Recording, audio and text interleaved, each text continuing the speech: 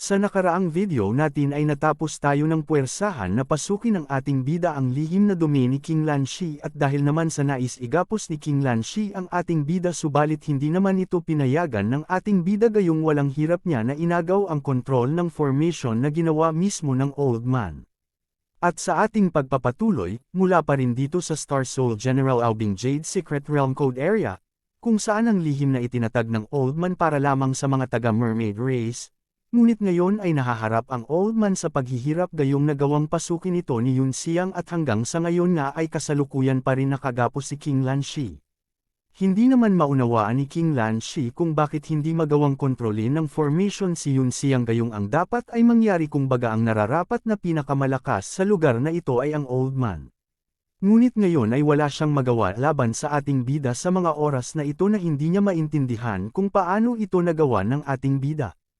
Ayon kay Yun Xiang inihayag niya na natagpuan ko ang isang butas ng loop na ang ilusyon ng mundo ng iyong unang pagsubok upang ihak ang hindi magandang kaharian na ito ay nangangailangan lamang ng isang minimal na sikap o pagsisikap. Matapos na ihayag iyon ni Yun Xiang ay nagulat ang Old Man dahil sa tila ay ang nilalang na nasa kanyang harapan ay isang formation master, sambit pa niya na marahil kahit na isang master ng mga pormasayon ay hindi kayang taglayin ang mga ganitong kakayahan, sino ang eksaktong ikaw, Ginoo? Gayunpaman, ay hindi na nagsalita ang ating bida bagkus sinabi niya kay King Lanshi na ibigay na lang sa kanya ang full control ng Secret Realm ngunit kung hindi ito ibibigay sa kanya ng Old Man ay puwersahan na lamang niya itong aagawin. Ngunit mariin itong tinutulan ni King Lanshi, inihayag rin niya na huwag kailanman, ang Jade of Star Soul General Aubing ay ang kayamanan ng aming pamilya ng Sirena, hindi ko mapapayagan na ang mga outsider na makuha ito ng walang pagtutol. Dahil sa ang inaakala ng Old Man ay nais makuha ng ating bida ang Jade ay ipinaliwanag ni Yun Xiang kay King Lanshi na wala ako sinabi na gusto ko ang iyong Aubing. Kung ibibigay mo ang kontrol sa lihim na kaharian na ito sa akin, tutulungan pa kita na piliin ang susunod na host ng Aubing Jade.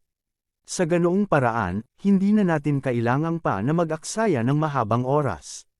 Ngunit kahit na ipinaliwanag na ni Yun Xiang na hindi siya interesado sa Jade ni Aubing subalit mariin pa rin ito na tinanggihan ni King Lanshi. Ayon pa nga sa Old Man na bagaman hindi ako nabubuhay na nilalang, ngunit hindi ako madaling malinlang. Kahit na mawala ako, hindi ko mapapayagan ang gusto mo. Sa pagmamatigas ni King Lanshi ay sinabihan na siya ni Yun Xiang na I apologize, para sa anumang hindi pagkakaunawaan, ipinapaalam ko lang sa iyo ngunit hindi ko hinihingi ang iyong opinyon. Matapos na masabi iyon ng ating bida ay naghanda na ito na puwersahan ng agawin kay King Lanshi ang pamamahala sa lihim na kaharian na kanyang itinatag.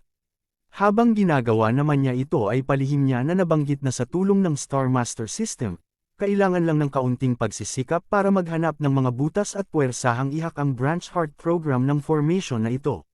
At nang gawin ng ni Yun Xiang ang kanyang plano na paghak sa lihim na kaharian ni King Lanshi subalit hindi naman ito maunawaan ng Old Man kung para saan ba ang ginagawa ng ating bida sa mga oras na ito.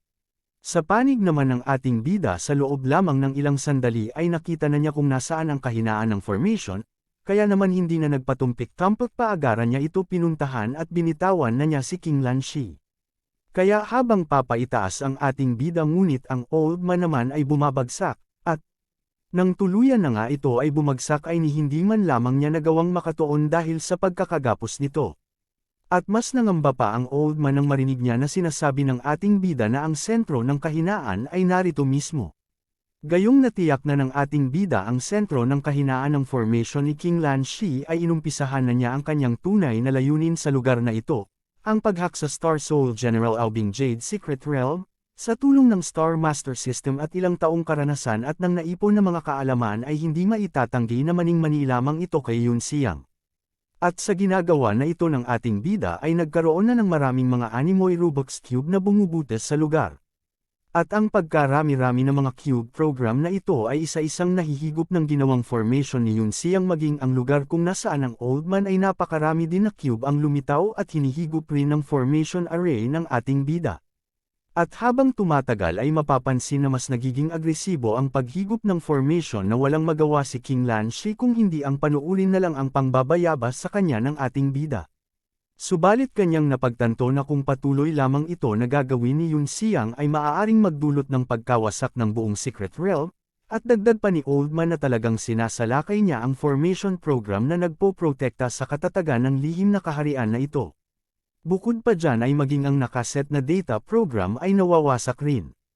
At gayong malinaw na sa Oldman ang mangyayari kung sakaling patuloy lamang ang ginagawa ni Song Yun-siang, kaya sa labis na pangamba ni King Lanshi ay kung ano-ano na ang naitawag niya sa ating bida gaya ng Your Highness, Lord, at Immortal para lamang patigilan ito sa pagsira sa lugar.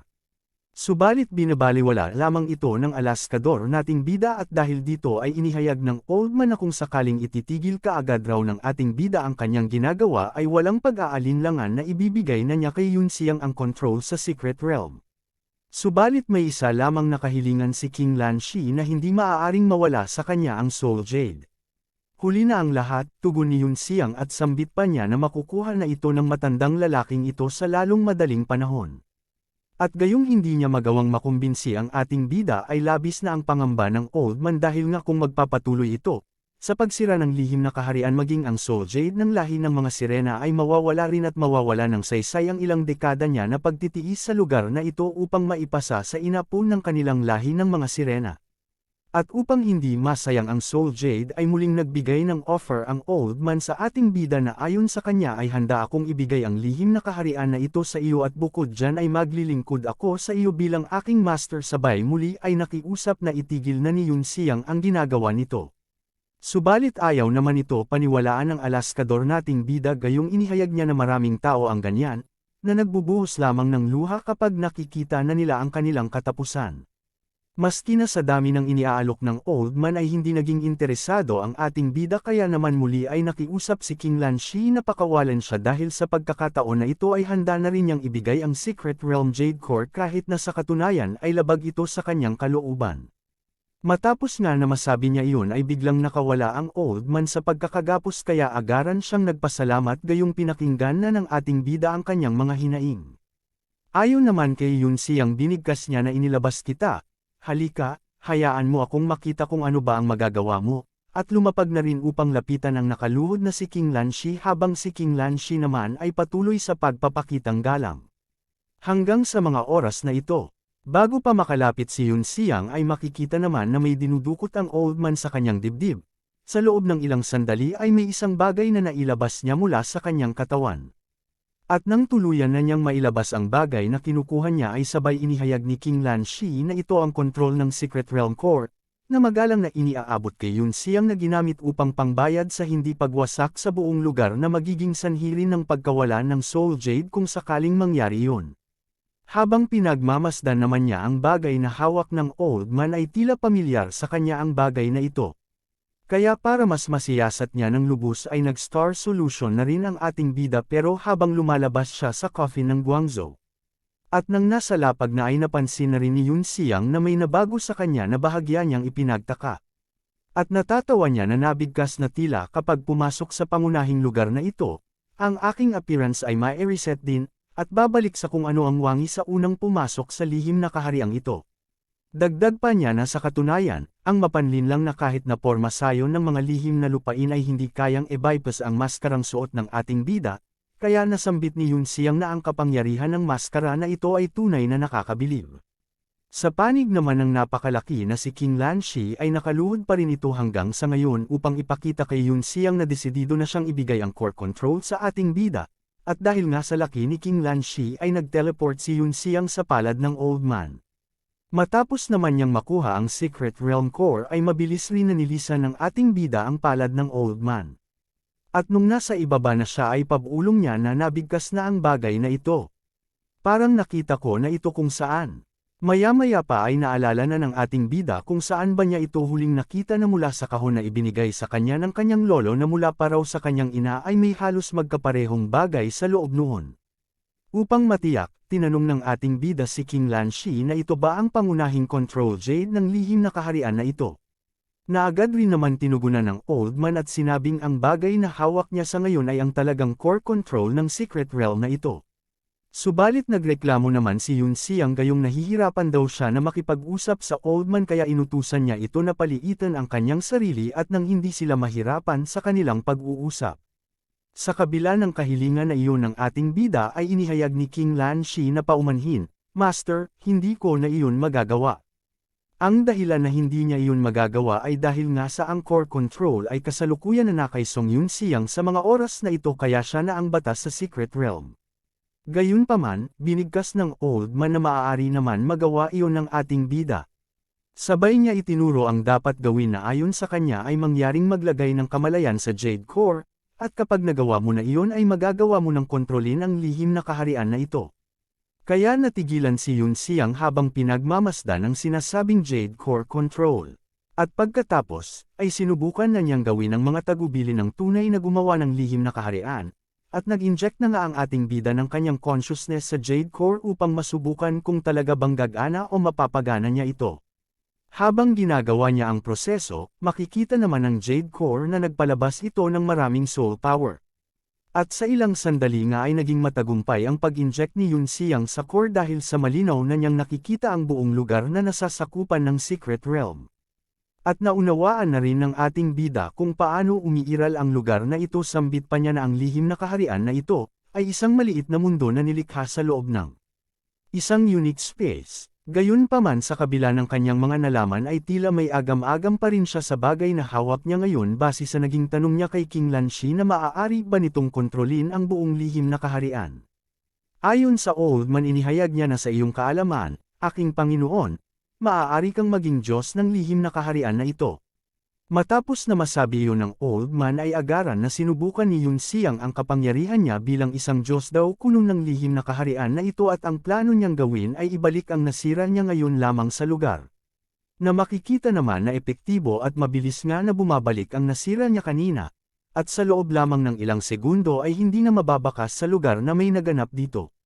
At nang naisaayos na niya ang lugar ay pinagtuunan naman niya ng pansin ang napakalaki na si King Lanshi gamit ang Jade Core ay pinaliit niya ito ng walang sabi-sabi. Na bahagyang ipinagtaka ng Old Man gayong hindi man lamang siya inabisuhan ng alaskador nating bida bagkus ay ginawa niya ito ng hindi nagtatanong. At nang naging isang ganap ng maliit si King Lanshi subalit hindi naman nakontento ang ating bida gayong naisip niya na pag-eksperimentuhan ang Old Man ngunit, base sa ipinapakitang reaksyon ng pagmumukha niya ay hindi ito gagawa ng maganda.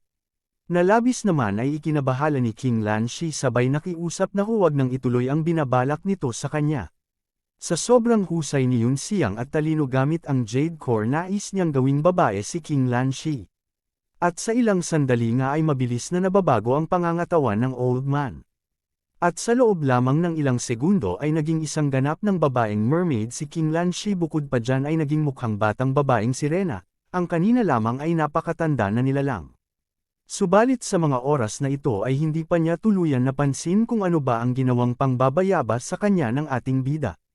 Ngunit nang napagmasdan niya ang kanyang katawan ay may isang bahagi na kakaiba na dapat ay wala siya nito. At nang kanya nang napagtanto ang kanyang sarili ay naging isang ganap na babae ay labis ang gulat ni King Lanshi sambit pa niya na Your Highness, Your Holiness, bakit mo ginugulo ang paligid? Subalit naging tikam ang bibig ng ating bida sa kabila ng pagpapanik ng Old Man na ngayon ay isa ng young girl. Pero, hindi pa pala tapos si Yun-siang gayong gumana na naman ang kanyang kapilyuhan at binigkas niya na lumaki raw. Nalabis naman ay hindi maunawaan ang nangyayari sa kanyang katawan itawagin na muna natin ito na Queen Lanshi, sa mga oras na ito. Matapos ang liwanag na naganap ay makikita na may isang parte si Queen Lanshi na talagang lumalaki. Hindi lamang sa lumalaki bagkus ito ay labis-labis ang laki, na ikinagimbal ni Queen Lanshi sambit pa niya na Your Excellency, mangyaring kumilos ng may pag-iingat sa iyong sarili. Pero hindi naging kuntinto ang ating bida dahil sa naging mukhang manyakol na naman, ginawa naman niyang katatawanan ang matanda gayong pinalaki naman niya ang ulo nito na nagmukha ng hammerhead fish sa laki ng kanyang ulo. At sa nangyari na ito ay halos mapahagalpak ng tawa ang alaskador nating bida nang nakita niya ang naging reaksyon ng nilalang na kanyang pinaglalaroan. Sarkastiko pa nga niya na nabanggit na mistake, ito ay isang pagkakamali lamang. At sabay naisip ni Yun-siang na hindi man lang siya nagalit, tila sumuko talaga siya. Matapos ang mga kabaliwan na iyon, ay bumuo ng mga screen monitor ang ating bida upang malaman ang kasalukuyang lagay ng mga humaharap sa trial gaya niya. At mula sa screen monitor ay una niya na nakita ay si Prinsipe Kun na lumalangoy sa karagatan. Si Nobuyuki na tila ay gumagawa ng mga liham. ang kanyang Uncle Fa na may isang babae sa kanyang bisig na. Nagtamo ng matinding pinsala, ang traidor na mula sa mermaid race na si Elder Wang na kasalukuyan ay nakikipaglaban o kung hindi ito ay nagsasanay sa oras na ito. Ang huli ang fourth sage na mula sa Zishui Kingdom na si Miao na sa kasalukuyan naman ay humaharap sa ilang fierce beast species. At gayong nakaalab ang fourth sage sa kanyang Star Soul General ay nabigkas ng ating bida na ito ang Holy Stage Cultivator Lady. Na siyang nakapukaw pansin kay Yun Xiang dahil sa napagpasyahan niya na panoorin kung ano ba ang mga naganap kay Miao sa mga panahon na ito. At ang eksena ay lumipat dito sa kabilang bahagi ng Secret Realm, na kung saan ay makikita ang isang malakas na kidlat base sa hitsura nito. Makikita rin ang malakas na kidlat na tumama sa halimaw na siyang dahilan ng pagkaparalisa nito. Gayong kagagawan pala ito ni Miao na nakaalab sa Star Soul General Wenzong at sa isang malakas na thunder attack na iyon ay sabay-sabay na napaslang ang mga fierce beast species. Habang pinagmamasdan ni Miao ang mga halimaw na kanyang napaslang, ay may paulit-ulit naman na tumatawag sa kanya. At nang nakilala niya kung sino ba ang dumarating sa lugar ay nag-Star Solution na rin si Miao. At nang tuluyan ng makalabas sa coffin ng Star Soul General at nakalapag sa lupa subalit sa mga oras na ito ay isang batang babae ang fourth sage na humaharap sa trial. At ang dumating pala sa lugar ay ang kanyang ama, nagagalak naman niya pinagmamalaki ni Miao sa kanyang ama na nagawa niyang mapaslang ang mga ferocious beast, at natanong rin niya sa kanyang ama na kung natutuwa raw ba ito. Ito ang imagination na mundo ni Huang Miao, sa isang lugar na malalim sa kabundukan. Na kung saan matapos niya na matanong ang kanyang ama na si Sikong ay napagsabihan siya nito na Miao, paulit-ulit kong binabalaan ka kapag nakatagpo ka ng mabangis na hayop, subukang iwasan ito at e-summon ang iyong Star Soul General upang gamitin na lumabas sa labanan, bakit ba hindi ka nakikinig? At dahil sa napagsabihan siya ng kanyang ama ay binigkas niya na pasensya na, ama. Hindi na gagawin iyon ni Miao sa susunod. Sa panig naman ng ating bida na ang Star General Wenzong, kung magbalik tanaw sa Zishui Kingdom, narinig ko na ang isa sa 4 na pantas ng kaharian ay may holy stage na mula sa pamilya ng Huang, na siyang host ng Star Soul General Wenzong. Maaari ba na ang babaeng tinutukoy ay ito? Bukod pa dyan ay hindi inaasahan ng ating bida na ang panloob na takot ni Miao ay mula pa dito sa kanyang napakabatang edad. Sa labis na pagka-curious ni Yun Xiang ay ninais niyang gamitin ang autoridad ng Secret Jade Core upang mabilis na suriin ang Fourth Sage kung ano ba talaga ang nangyari sa kanya sa ganitong edad gayong bakit dito siya dinala ng Inner Fear Trial. Habang sinusuri naman niya ang naganap kay Miao ay laking gulat ng ating bida nang nakita niya na 13 beses na nagpaulit-ulit ang illusionary world ng Fourth Sage, kaya hindi niya lubos maisip na ang isang dignified holy stage ay matrap sa pamamagitan nito. O ang isa pang posibilidad ay hindi naman kaya ay ayaw talaga niyang gumising, na hindi lubos na maunawaan ng ating bida kung bakit nangyari ito sa isa sa malakas na nagmula sa Zishui Kingdom. Gayunpaman, masaya naman na binanggit ni Yun Xiang na gagamitin ko ang core ng administratibo upang pilitin ang pag-access dito, sa kadahilanan na mayroong ilang magagandang impormasyon na makukuha ko rito. Sa pagnanais niya na makakuha ng mga impormasyon ay handa na maghintay ang ating bida kung ano ba ang naganap sa buhay ng Fourth Sage sa panahon ng kanyang kabataan. Sa kabilang banda makalipas ang ilang oras, mula sa pagpapakita ng isang maganda na lugar na ito na kung saan sa lugar ay may makikitang isang bantayog. Ang lapida na may nakasulat na ang gusto ng libingan ni Huang Zhengze.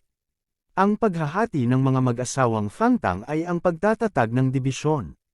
At 3 taon na pagninyebe. Mula naman dito sa lugar na pinuntahan ni Miao at ang kanyang ama na si Sikong kung saan pumasok sila sa isang barrier formation. At nang ang dalawa ay nakapasok na muli isinara ni Sikong ang formation, at gayong tila ay na-curious ang batang Fourth Sage ay hiniling niya sa kanyang ama na kung maaari raw na turuan siya kung paano gumamit ng formation array gaya ng ginagawa ng kanyang ama. Sa kahilingan na iyon ni Miao ay nabigkas ni Sikong na bakit biglang nais ni Miao na matuto ng formation. Ayon naman sa batang babae inihayag niya sa kanyang ama na kung natutunan ni Miao ang formation ay maaari siyang lumapit anumang oras na naisin niyang bisitahin ang kanyang ina. Dagdag pa niya ang isa pang dahilan ay hindi ko na kailangan na maghintay ng bawat taon upang makita ang peach blossom na namumulaklak. Matapos na ibigay ni Miao ang kanyang mga dahilan ay tila nasiyahan si Sikong base sa naging reaksyon nito habang nakatingin sa kanyang anak. After noon ay sinabihan na niya ang batang babae na halika, umpisahan na natin ang manalangin para sa iyong ina.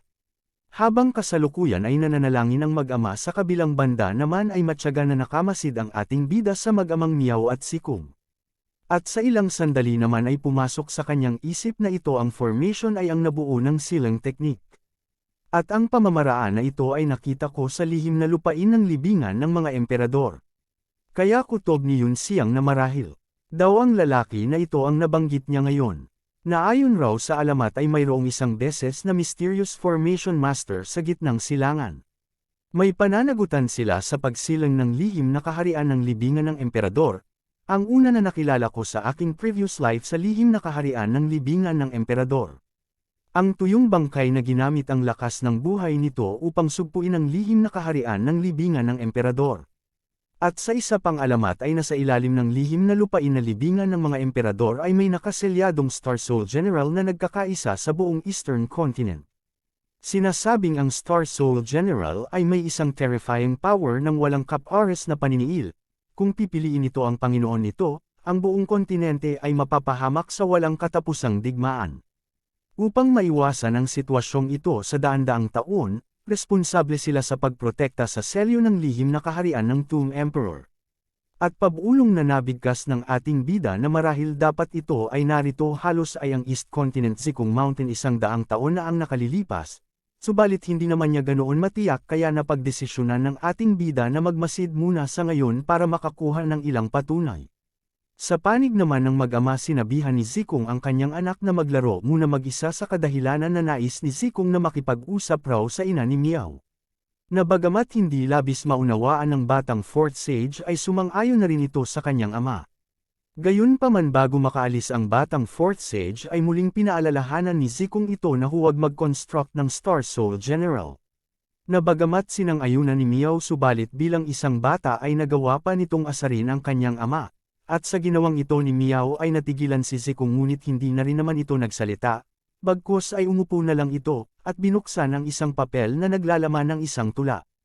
Ayon pa kay Zikong na ang pulong ng tula ay tulad ng isang panaginip, taon-taon na ang mga bulaklak ay nagmamadali. At binigkas rin niya ang pangalan ng kanyang asawa na si Yuzi, sambit pa niya na naiisip kita sa lahat ng mga taon na ito at pagkatapos ay sinunog na rin ni Zikong ang papel na naglalaman ng tula. Sa panig naman ng patay gutom nating bida ay nabigkas niya na magagawan ko ito ng paraan gayong siya raw ay isang propesyonal pagdating sa paghahanap ng mga nakatagong impormasyon. Gayong dahil sa ito ay isang secret realm lang naman ay hindi na kailangan na gawin ang pag-iwas sa privacy ng iba. At paulit-ulit rin na binibigkas ng ating bida na nagtitipon ako ng mga impormasyon. Oo, talagang nagtitipon ako ng mga impormasyon. Bagamat nahihiya siya na gawin ang pagnanakaw ng impormasyon ay ginamit na lamang na sangkalan ng ating bida ay ang core ng lihim na kaharian na ito. At upang hindi naman mabagot sa kanyang mahabang oras na pag-aantay ay sa tulong ng Jade Core ay lumikha ang ating bida ng mga pagkain gaya ng tsaa at pakwan ni Manay. At sa mga sumunod na pangyayari ay naging animoy mushroom ang tenga ni Yun Siyang dahil sa pakikinig nito sa mga binibigkas ni Zikong sa mga oras na ito. Naayon kay Zikong na pinapakinggan ng ating bida sambit niya na sa oras na iyon ipinangako ko sa aking Panginoon, at ngayon kalahati ng 10 taon na ang lumipas. Subalit, naalala ko noong una kang nakita sa pulong ng tula at pagkatapos ay mas naging dumalas na ito. Habang palihim na nagnanakaw ng impormasyon ng ating bida ang kaganapan naman ay nalipat. Sa kabilang banda at sa kaparehas na oras na nakapokus ang tenga ng ating bida kay Zikong. Sa lugar na ito kung saan ang lugar na pinuntahan ni Miao upang maglaro na habang nakatago sa damo ay may pinagmamasten ito, na ito pala ay isang malaking baboy ramo at sa laki nito ay halos isang binti lamang ang laki ng bata kumpara sa baboy ramo. Sa ilang sandali naman ay tila naramdaman ng baboy na may isang nilalang sa hindi kalayuan. Na habang naaalarma na ang baboy dahil sa natitiyak niya na may nagmamasid sa kanya. Subalit ang batang fourth sage naman ay takam na sa kung ano ang maaaring putahe na gawin nila sa baboy na kanyang minamatsagan. At hindi na rin nagsayang pa ng ilang sandali at oras ang batang babae gayong lakas loob niya na sinunggaban ang baboy. Na habang masaya na binubugbog ni Miao ang malaking baboy ay sabay rin niya na sinasabi na hindi ka makakatakas maging masunurin at magiging isa ka ng nilagang karne para sa akin. Sa loob nga lamang ng ilang sandali ay tuluyan ng binawian ng buhay ang malaking baboy at may mga ilang bukol pa ito sa ginawang pambubugbog ng batang babae na mababakas naman sa pagmumukha ni Meow ang saya sa nagawa niyang paghuhuli sa baboy ramo. Mula sa lugar na ito, ang kaganapan naman ay bumalik muli kung saan ang kinaroroonan ni Yun Xiang na may malalim na iniisip sa mga oras na ito. Naayon sa kanyang iniisip, ang mga patnubay ng libingan ng mga emperador ay masaya sa 10 taon ng ikasal at ipanganak ang susunod na henerasyon. Bilang isang binata ay umalis siya sa lihim na kaharian ng libingan ng emperador at naglakbay sa mundo, subalit after 10 years kinailangan niyang bumalik para kunin ang mga tungkulin sa pagpapanatili ng Seal Emperor tomb. Naglakbay siya sa kaharian ng Zishui, sa isang pulong ng tula ay nakilala niya ang ina ni Miao na si Yuzi. Isang sulyap at ito ay pag-ibig sa unang tingin. Nagmahalan sila sa ilalim ng peach blossom tree. Sa oras na ito, hindi pa natatanto ni Zikong Jing kung gaano kalaki ang problemang dadalhin ng anak ng pamilyang Huang na kanyang itinataguyod. At si Zikong Jing ay isuko ang kanyang responsibilidad sa libingan, at nagpa siya na tumanda kasama ang anak na babae ng pamilya Huang. Ang dalawa ay nabuhay ng isang komportableng buhay, pero hindi rin nagtagal ay natuklasan ng pamilyang Huang. Si Huang Yuzi ay malubhang nasugatan at napahamak ng wala sa panahon, at namatay pagkatapos ipanganak si Huang Miao. Nagtatag si Zikong Jing ng isang silang formation sa Zikong Mountain, at nagtago lamang ito kasama ang kanyang batang anak na babae. Matapos nito ay nabigkas ng ating bida na ito ay tunay na madamdamin ng mga tagpo at nakakaiyak na nakakagulat na kwento para sa mga makaririnig nito. Sa ilang sandali naman ay narinig ng ating bida ang batang babae na si Miao na maligaya na tinatawag ang kanyang ama. At nang nakita niya kung ano ba ang dala ng batang babae ay sumabog ang kinakain ni Yun Xiang gayong hindi niya labis mapagtanto ang kanyang nakita. Nasa mga oras nga na ito ay masigasig na tumatakbo ang batang babae habang may pasan-pasan itong malaking baboy na kanyang napaslang ngayon lamang.